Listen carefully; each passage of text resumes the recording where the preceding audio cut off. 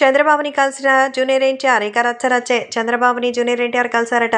Telugu Desam party విజయం సాధిస్తుందని శుభాకాంక్షలు అందించడానికే వచ్చినట్టుగా అయితే తెలుస్తోంది. సో నారా చంద్రబాబు నాయుడికి సంబంధించిన ఈ విషయం మాత్రం ఎంతగానో ఆనందంగా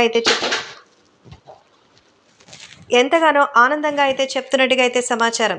సో తెలుగు రాష్ట్రాల్లో సైతం ఈ విషయం ఒక్కసారిగా వైరల్ అవుతోంది. సో జూనియర్ ఎన్టీఆర్ తెలుగు ప్రేక్షకులకి భాగంగా ఈ విషయాన్ని తెలియజేస్తూ జూనియర్ ఎన్టీఆర్ అయితే ఎంతో అద్భుతంగా తనకి శుభాకాంక్షలు అందించినట్టుగా అయితే సమాచారం.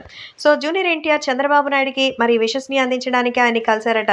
రాజకీయంగా ఇద్దరు కలిసొస్తే ఎలా ఉంటుందని ఎంతో సార్లు ఎదురు చూశారు, కానీ అలాంటిదేమీ లేదని ఇప్పుడు అన్నీ కూడా ఒక్కసారిగా నిజం తెలుసుకునే అవకాశం అయితే వచ్చిందని, జూనియర్ ఎన్టీఆర్ ఇక మీదట తెలుగుదేశం పార్టీలోకి వస్తారని, సినిమాల్లో బిజీగా ఉండడం వల్లే ఆయన రాలేకపోయారని అందరూ అనుకున్నారు. కాబట్టే ఇప్పుడు ఈ విషయంలో మాత్రం ఫుల్ క్లారిటీ ఇచ్చేటువంటి అవకాశం ఉన్నట్టుగా తెలుస్తోంది. కాబట్టే జూనియర్ ఎన్టీఆర్ తెలుగుదేశం పార్టీకి ఇచ్చే గౌరవాన్ని బట్టి ఈ విషయం స్పష్టమవుతుందని తెలుస్తోంది.